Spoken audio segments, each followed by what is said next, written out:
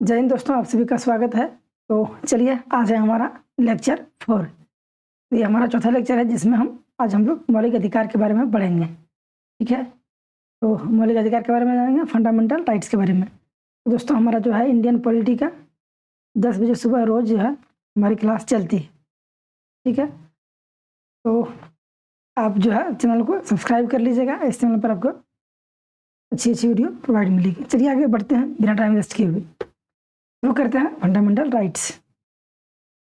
तो एक बार हम यहाँ लिख लेते हैं, पॉइंट देखें, मौलिक अधिकार। ठीक है, मौलिक अधिकार। अब हम जानते हैं मौलिक अधिकार के बारे में, हम फंडामेंटल राइट्स के बारे में। तो दोस्तों ये जो है भाग 3 में दिया हुआ है। किसमें? भाग 3 में। ठीक है, और अनुच्छेद दोस्तों, अनुच्छेद 12 से 35 तक मौलिक अधिकार जो है उसका उल्लेख किया हुआ है। ठीक है, और दोस्तों ये जो है अमेरिका से, यूएसए से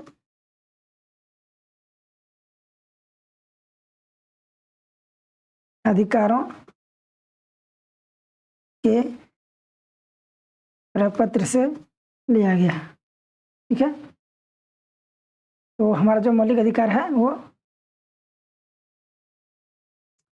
भाग 3 में अनुच्छेद 12 से 35 और ये जो है अमेरिका से लिया गया है। तो चलिए आगे बढ़ते हैं, देखते हैं मौलिक अधिकार कितने प्रकार के हैं। ठीक है, तो कलर को यहाँ चेंज करते हैं, लिखते हैं पहला समानता का अधिकार। ठीक है, ये है दोस्तों अनुच्छेद 14 से 18। लेकिन जो दोस्तों हमारा जो मौलिक अधिकारों का जो उल्लेख है वो 12 से 35 तक है। ठीक है, तो हम लोग 12 से पढ़ेंगे। तो मौलिक अधिकार के प्रकार हम देख रहे हैं। तो पहला है समानता का अधिकार, अनुच्छेद 14 से 18। दूसरा है स्वतंत्रता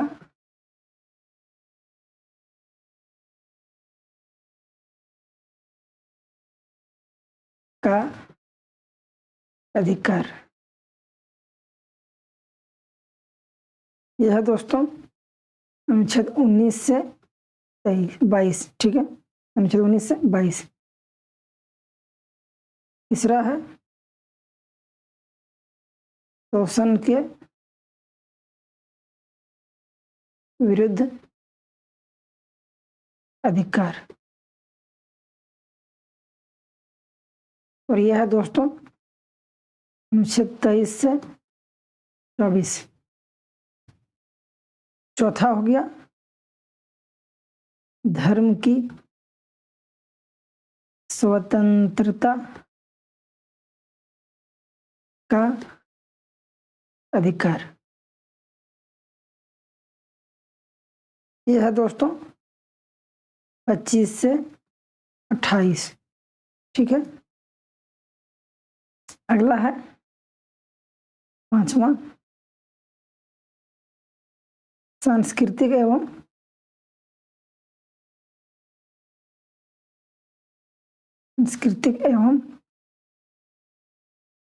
शैक्षणिक अधिकार।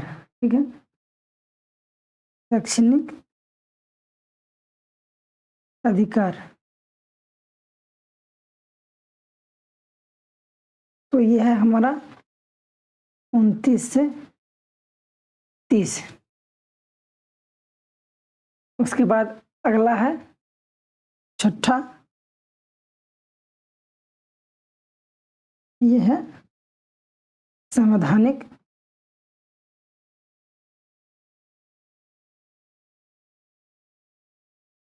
उपचारों का महत्व।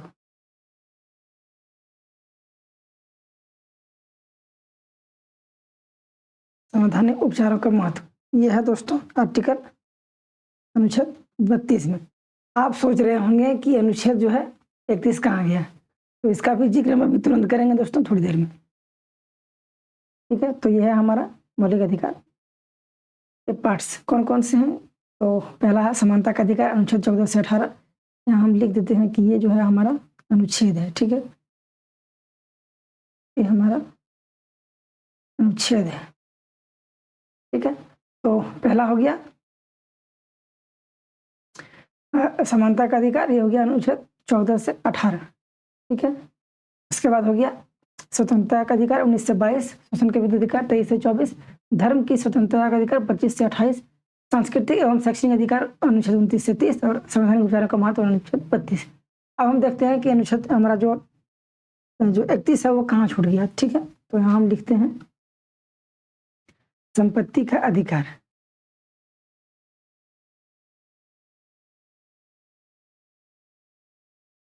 संपत्ति का अधिकार ये था दोस्तों अनुच्छेद 31। ठीक है, लेकिन इसको जो है निरस्त कर दिया गया, यानी इसको हटा दिया गया। दोस्तों किसने हटाया? तो ये थे हटाने वाले मोरारजी देसाई। ठीक है, मोरारजी देसाई। तो इन्होंने इसको कब हटाया? तो दोस्तों 44वां संविधान संशोधन 1978 में इसको हटा दिया गया। और दोस्तों इसको जो है आर्टिकल 300A में इसको कानूनी अधिकार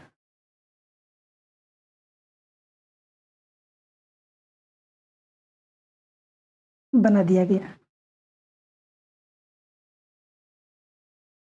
ठीक है, तो संपत्ति का जो अधिकार था इसको जो है हटा दिया गया, इसको मतलब निरस्त कर दिया गया यहाँ से फंडामेंटल राइट्स से। और इसको मोरारजी देसाई ने 44वां संविधान संशोधन 1978 में आर्टिकल 301 के तहत इसको कानूनी अधिकार बना दिया गया। ठीक है, अब हम लोग बढ़ते हैं, एक एक करके देखते हैं अनुच्छेद 12 से, क्योंकि हमारा जो मौलिक अधिकार है वो 12 से 35 तक इसका उल्लेख है। तो चलिए आगे बढ़ते हैं और देखते हैं पहले आर्टिकल अनुच्छेद 12। 12 क्या बोल रहा है दोस्तों? तो अनुच्छेद 12 बोल रहा है राज्य की परिभाषा। राज्य की परिभाषा, राज्य की परिभाषा क्या क्या है दोस्तों? तो राज्य की परिभाषा में हमारा आएगा केंद्र सरकार। ये जो भी हम लिख रहे हैं वो राज्य सरकार, राज्य में आएंगे। ठीक है, राज्य सरकार,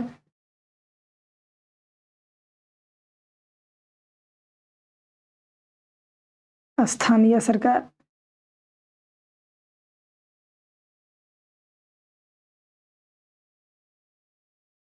उसके बाद हो गया संसद,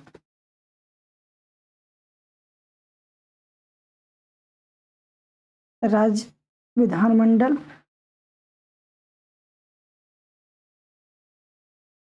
और अन्य सरकारी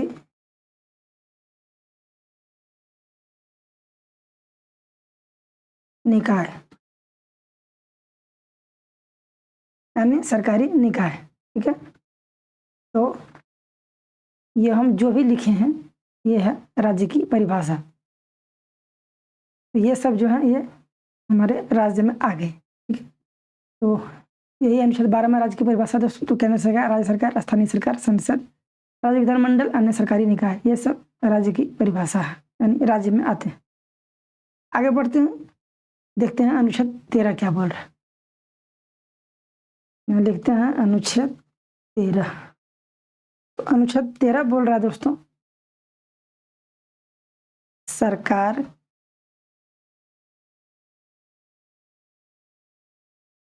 ऐसा कोई कानून नहीं बना सकती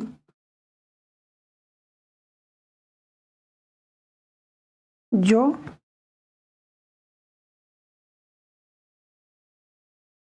मौलिक अधिकार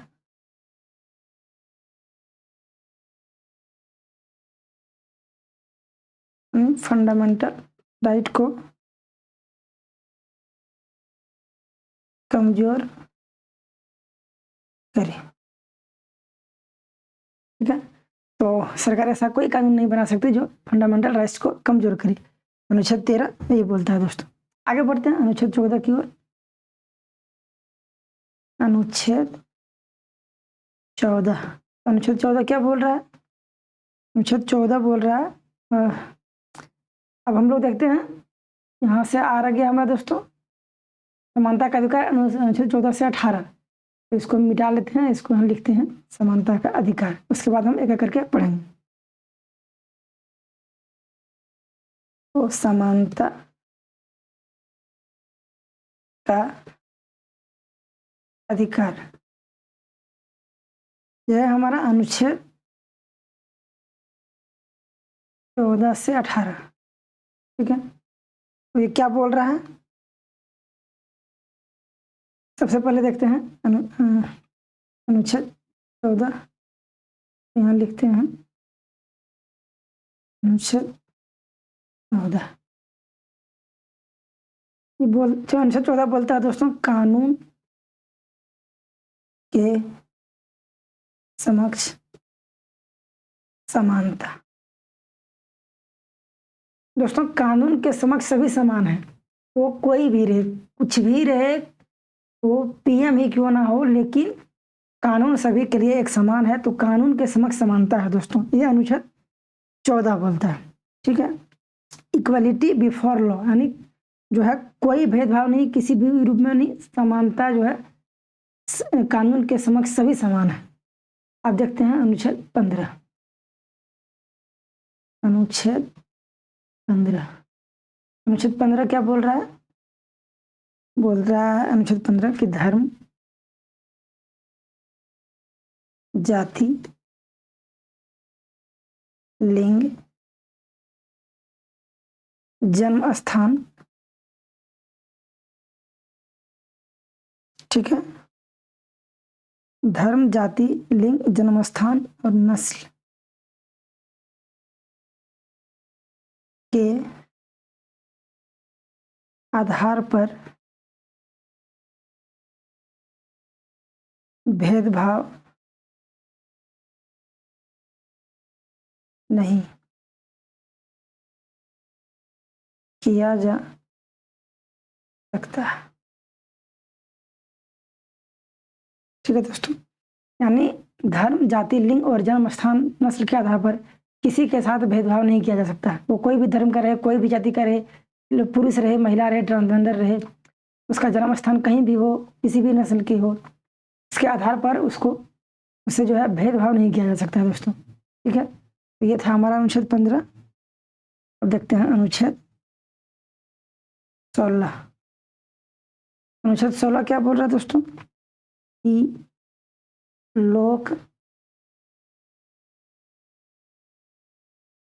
रोजगार के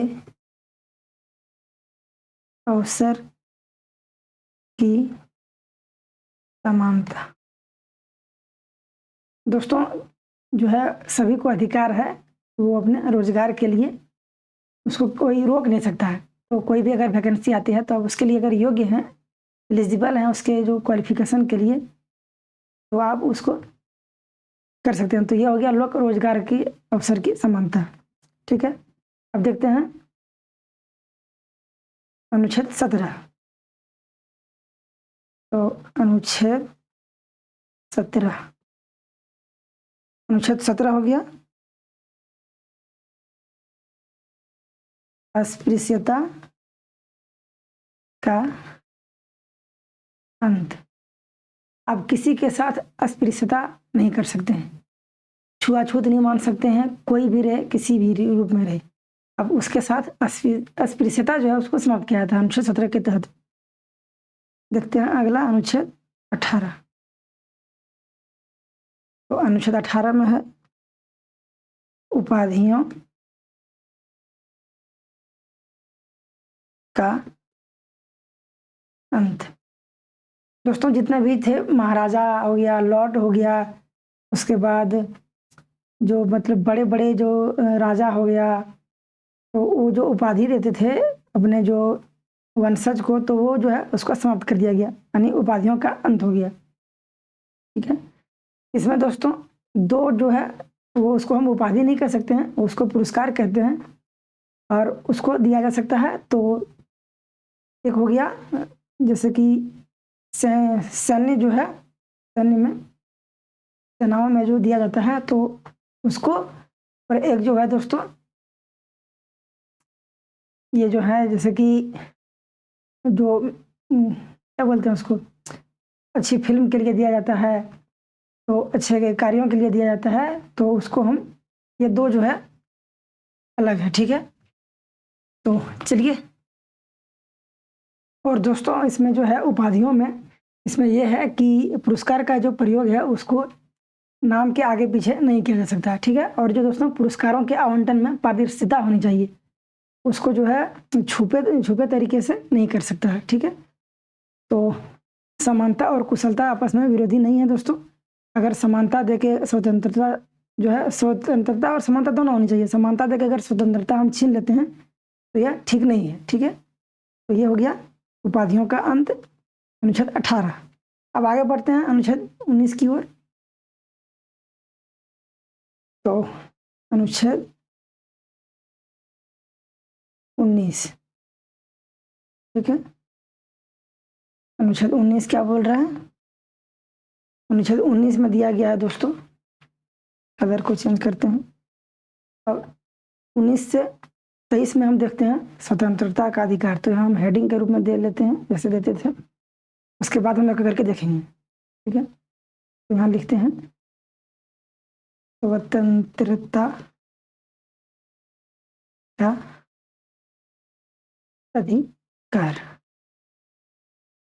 ये हो गया 19 से 22, ठीक है। अब हम देखते हैं क्या करके अनुच्छेद 19। अनुच्छेद 19 में है दोस्तों वाक एवं अभिव्यक्ति की स्वतंत्रता, ठीक है। स्पीच एंड एक्सप्रेशन, आप कहीं भी बोल सकते हैं, आप कुछ भी, मतलब जहाँ आपको बोलने के लिए कोई रोक नहीं सकता, आपको बोलने का अधिकार है, ठीक है।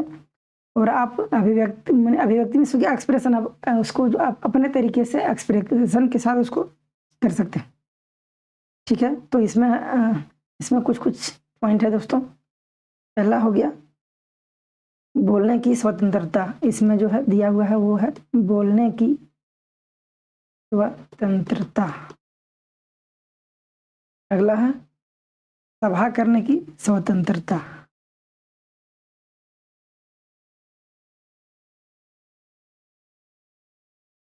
तीसरा हो गया संगठन बनाने की स्वतंत्रता। चौथा हो गया दोस्तों घूमने की स्वतंत्रता, घूमने की स्वतंत्रता। पांचवा हो गया बसने की स्वतंत्रता, आप कहीं भी बस सकते हैं।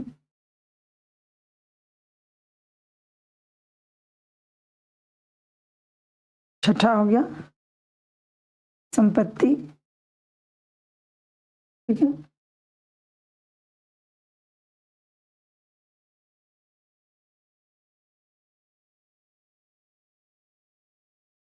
संपत्ति की स्वतंत्रता, लेकिन दोस्तों इसको जो है हटा दिया गया है, ठीक है।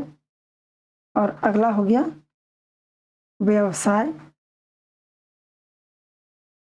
करने की स्वतंत्रता। तो ये थे वाक्य एवं अभिव्यक्ति की स्वतंत्रता में कुछ जो है, उसको आपको बोलने की स्वतंत्रता, सभा करने की स्वतंत्रता, संगठन बनाने की स्वतंत्रता है, घूमने की स्वतंत्रता है, और दोस्तों कहीं भी बसने की स्वतंत्रता है, संपत्ति की स्वतंत्रता को निरस्त कर दिया गया, व्यवसाय करने की स्वतंत्रता है, ठीक है। अब देखते हैं अनुच्छेद 20।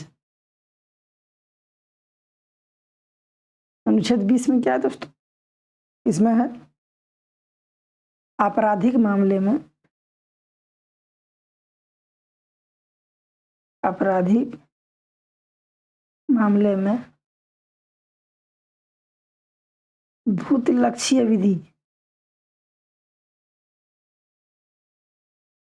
लागू नहीं होगी।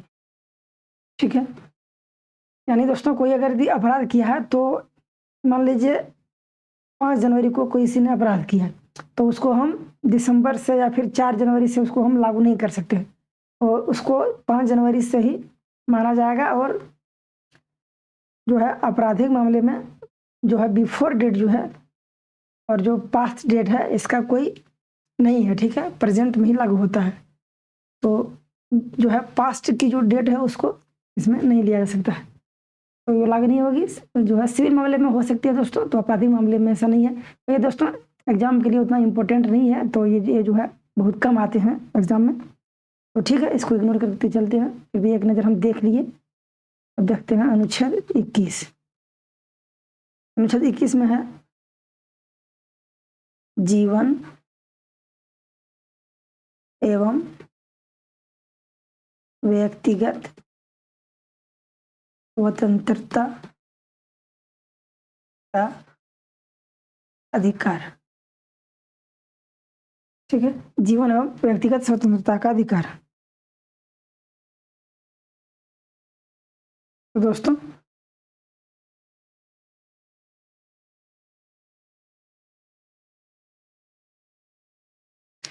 पहला हो गया कि जो है संसद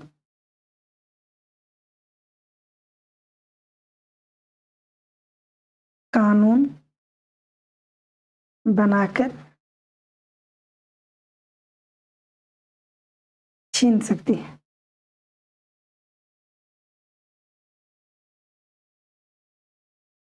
इसको जापान से लिया गया है दोस्तों। और अगला है कि सुप्रीम कोर्ट जो है वो संसद के कानून को चेक कर सकती है, यानी जांच कर सकती है। ये यूएसए के संविधान से लिया गया है। तो संसद जो है कानून बनाकर इसे छीन सकती है, और सुप्रीम कोर्ट संसद के कानूनों को चेक कर सकती है। यह अनुच्छेद 21 में जीवन एवं व्यक्तिगत स्वतंत्रता का अधिकार है। अब देखते हैं अनुच्छेद 22। ठीक है, अनुच्छेद 22 भी दोस्तों वो इतना इम्पोर्टेंट तो नहीं है, लेकिन हम लोग एक नज़र इस पर भी ले लेते हैं। ठीक है, तो एक नज़र देख लेते हैं अनुच्छेद 22 की ओर। दोस्तों इसमें अगर हम इसमें एग्जाम के उतना नहीं है, लेकिन फिर भी देख लेते हैं। दोस्तों किसी भी व्यक्ति को, ठीक है, किसी भी व्यक्ति को मनमानी हिरासत में नहीं ले सकते। ठीक है, नहीं, हिरासत में नहीं ले सकते। उसके बाद दोस्तों व्यक्ति को बंदी जो है, किसी व्यक्ति को बंदी बनाने एवं हिरासत में रखने का कारण उसको बताया जाएगा। ठीक है, उस व्यक्ति को 24 घंटे के अंदर जो है निकटतम मजिस्ट्रेट के सामने पेश किया जाएगा। और दोस्तों जो है व्यक्ति जो है उसको अपने वकील से परामर्श करने का अधिकार होगा। यही सब है दोस्तों। ठीक है, अनुच्छेद 32 ज़्यादा कुछ नहीं है। जो है वो व्यक्ति जो है मनमानी हिरासत में नहीं ले सकता, और उसको जो है वकील से अपने परामर्श करने का अधिकार है। 24 घंटे के अंदर उसको प्रस्तुत करेगी। ठीक है, आगे बढ़ते हैं, देखते हैं अनुच्छेद 23। तो अनुच्छेद 23 क्या बोल रहा है दोस्तों? मानवीय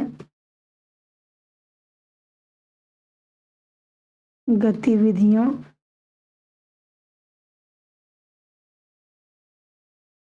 एवं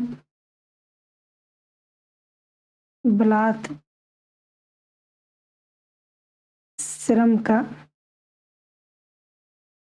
प्रतिषेध। ठीक है दोस्तों, तो इसको एक बार डिटेल से देख लेते हैं। एक पॉइंट एक नज़र इस पर भी दौड़ा लेते हैं। तो इसमें यही है दोस्तों कि जो है कोई भी जो है उसके इच्छा के विरुद्ध कार्य नहीं करा सकता है। ठीक है, उसको कार्य करने के बाद जो है उसको भुगतान और उसको जो है वो मजदूरी उसको देना पड़ेगा।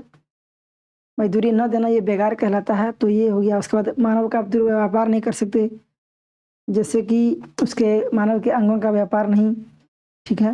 मंदिरों में अविवाहित महिला नहीं रह सकती है। तो ये सब जो है शोषण के जो विरुद्ध अधिकार जो है इसमें अनुच्छेद 23 में नहीं दिया गया है, ठीक है? तो हम लोग अनुच्छेद 23 से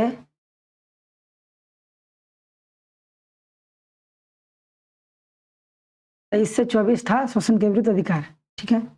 तो अनुच्छेद 23 हम लोग देख लिए। तो अनुच्छेद 23 में यही सब है दोस्तों कि उसको इच्छा के विरुद्ध जो है अपना वो उसको जो इच्छा रहेगा वही कार्य करेगा, किसी को ज़बरदस्ती नहीं करा सकते हैं और वो कार्य करा के बाद कार्य होने के बाद उसको भुगतान करेंगे। उसके बाद वो मानव के शरीर के अंगों का व्यापार नहीं कर सकते हैं, मंदिरों में अविवाहित महिला को नहीं रख सकते हैं। यही सब था दोस्तों अनुच्छेद 23 में। अब देखते हैं अनुच्छेद 24 क्या बोल रहा है। तो अनुच्छेद 24 में है दोस्तों कि 14 वर्ष से 14 वर्ष से कम उम्र के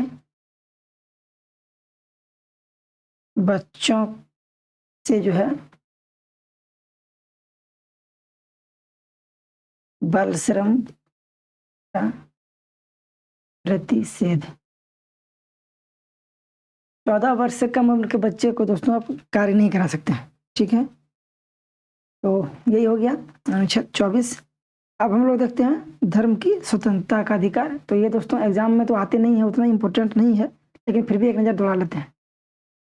धर्म की स्वतंत्रता का अधिकार में हो गया अनुच्छेद 25, 26, 27 और 28। 28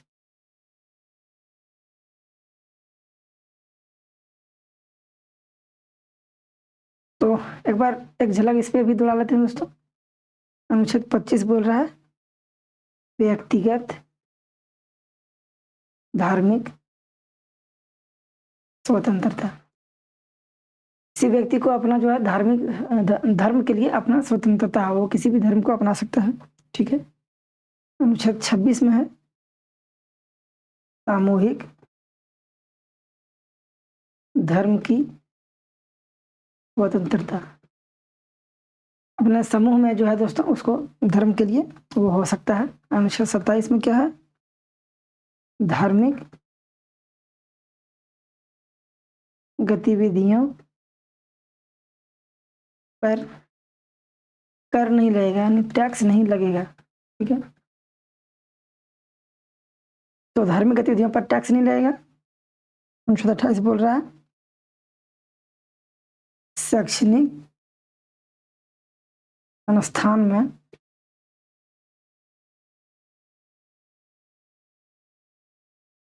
धार्मिक शिक्षा दी जाएगी या नहीं, ठीक है? तो शैक्षणिक संस्थान में धार्मिक शिक्षा दी जाएगी या नहीं, तो उसका जो है अनुच्छेद 18 इसमें उसका उल्लेख है, ठीक है दोस्तों? तो आगे बढ़ते हैं। अनुच्छेद धर्म की स्वतंत्रता का भी हम देख लिए हैं, अब हम लोग देखते हैं आगे, ठीक है? तो आगे है हमारा शैक्षणिक एवं सांस्कृतिक अधिकार 29 एवं 30। लिखते हैं शैक्षणिक एवं सांस्कृतिक अधिकार।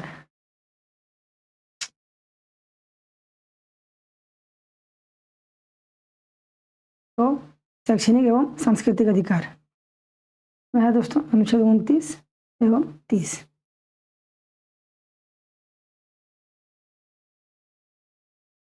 कलर चेंज करते हैं और हम लिखते हैं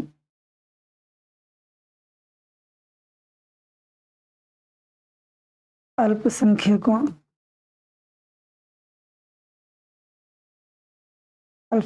को अधिकार, ठीक है? शैक्षणिक और सांस्कृतिक अधिकार जो है ये अल्पसंख्यकों को अधिकार है। अल्पसंख्यक का जो आधार है दोस्तों, इसका आधार।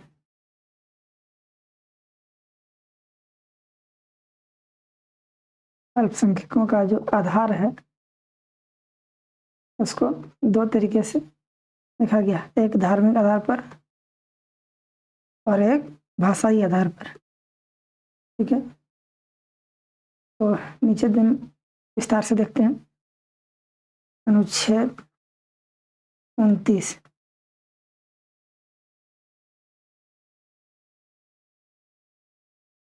अनुच्छेद 29 इसमें लिखा है दोस्तों, अल्पसंख्यकों के हितों की रक्षा की जाएगी। ठीक है दोस्तों, अल्पसंख्यकों के हितों की रक्षा की जाएगी। और अनुच्छेद 30 जो है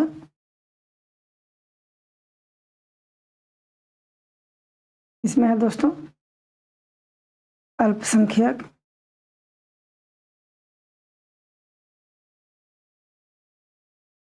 अपने लिए शैक्षणिक संस्थान खोल सकते हैं। ठीक है दोस्तों, तो ये अल्पसंख्यकों के लिए है शैक्षणिक एवं सांस्कृतिक अधिकार। तो अनुच्छेद 29 बोल रहा है अल्पसंख्यकों के हितों की रक्षा की जाएगी, और अनुच्छेद 30 में बोल रहा है अल्पसंख्यक अपने शैक्षणिक संस्थान खोल सकते हैं। ठीक है, तो अब दोस्तों तो कुछ खास है नहीं, 12 से 35 तक जो है हमारा इसमें है। एक बार आपको हम आगे ले जाते हैं। तो हम लोग यहाँ देखे थे कि अनुच्छेद 12 से 35 तक है, तो हम लोगों ने जो है 30 तक देख लिया है। अब जो है उतना इम्पोर्टेंट नहीं है, लेकिन फिर भी आपको हम कुछ कुछ एक्स्ट्रा में स्टार दे के लिखा देते हैं। ठीक है, सबसे पहला है कि अगर यदि हमारे फंडामेंटल राइट्स का अगर यदि हनन होता है, हनन हुआ, अगर यदि हमारे मौलिक अधिकारों का किसी ने हनन किया, किसी ने छीनने की कोशिश की, तो दोस्तों हम अनुच्छेद 32 के तहत यानी संवैधानिक उपचारों का महत्व जो है उसको डायरेक्ट सुप्रीम कोर्ट जा सकते हैं। ठीक है, संवैधानिक उपचारों का महत्व जो है ना, तो अगर यदि हमारे मौलिक अधिकारों का हनन होता है तो हम डायरेक्ट जो है सुप्रीम कोर्ट जा सकते हैं अनुच्छेद 32 के तहत। उसके बाद 226 के तहत हम दोस्तों हाई कोर्ट जा सकते हैं डायरेक्ट मौलिक अधिकारों के हनन के लिए। ठीक है, तो दोस्तों मौलिक अधिकार में कुछ यही इंपॉर्टेंट बात थी दोस्तों। एग्जाम में किसी भी आप एग्जाम में दीजिए, यूपीएससी को छोड़कर पीसीएस लेवल और जितने भी सारे वनडे एग्जाम हैं सभी में आपको इससे बाहर प्रश्न नहीं आएंगे। ठीक है, और दोस्तों रही फैक्ट की बात, तो दोस्तों फैक्ट तो ये है कि जो है ये फंडामेंटल राइट जो है न्याय योग्य अधिकार होते हैं, इसका उल्लंघन नहीं कर सकते हैं। उल्लंघन किया तो आप हाईकोर्ट सुप्रीम कोर्ट जा सकते हैं डायरेक्ट। ठीक है, कुछ मौलिक अधिकार केवल नागरिकों को दिए गए हैं और कुछ जो है सभी के लिए दिए गए हैं। ये सब फैक्ट हो गया दोस्तों। उसके बाद जो है राज्य अथवा सरकार मौलिक अधिकारों पर उचित प्रतिबंध लगा सकती है, उचित, गैर उचित नहीं। ठीक है, और फंडामेंटल की रक्षा और गारंटी जो है सर्वोच्च न्यायालय द्वारा की गई है। तो सर्वोच्च न्यायालय जो है फंडामेंटल की रक्षा और गारंटी के लिए तो दिया गया है। और दोस्तों फंडामेंटल राइट्स जो है आपातकाल की स्थिति में निलंबित हो सकती है, लेकिन दोस्तों अनुच्छेद 20 और 21 जो है उसको कभी निलंबित नहीं किया जा सकता है। ठीक है, अनुच्छेद 19 जो दोस्तों केवल युद्ध और बाह्य आक्रमण के आधार पर ही निलंबित किया जा सकता है, न कि सशस्त्र विद्रोह पर। आपको एक बार फिर से हम वहीं ले जाते हैं जहाँ पर आपको हम लिखाए थे। ठीक है, तो ये था हमारा मौलिक अधिकार कुछ। अनुच्छेद 19 जो है दोस्तों, जिसमें हम स्वतंत्रता के अधिकार की बात करते हैं, तो उसको जो है केवल युद्ध और बाह्य आक्रमण के आधार पर ही निलंबित किया जा सकता है, सशस्त्र विद्रोह पर नहीं हो सकता है। ठीक है, और फंडामेंटल राइट को अनुच्छेद 20 और 21 को छोड़कर आपातकाल के समय निलंबित किया जा सकता है। ठीक है दोस्तों, तो ये था हमारा मौलिक अधिकार का कुछ। एक बार आप इसको आराम से पढ़ के आप जो है इसका नोट्स बना सकते हैं। इससे बाहर प्रश्न एग्जाम में नहीं आएंगे दोस्तों। तो thank you so much video में बने रहने के लिए। वीडियो कैसी लगी आप हमें बताइएगा, वीडियो को लाइक कीजिएगा, चैनल को सब्सक्राइब कर लीजिएगा, वीडियो में कमेंट करके बताइएगा दोस्तों आपको वीडियो कैसी लगी। हम आपके लिए बहुत मेहनत करते हैं दोस्तों, हम सब मिलकर जो है इसको आगे बढ़ाएंगे। और दोस्तों 10 बजे सुबह हमारा जो है यूट्यूब पर वीडियो अपलोड की जाती है, तो ये चैनल आप लोगों का ही है दोस्तों, ठीक है। आप लोग एक एक जो है सब्सक्राइबर हमारे परिवार हैं। तो थैंक यू सो मच, आज के लिए इतना ही दोस्तों। मिलता है किसी अगले वीडियो में किसी अगले टॉपिक के साथ, तब तक के लिए धन्यवाद। Thank you so much.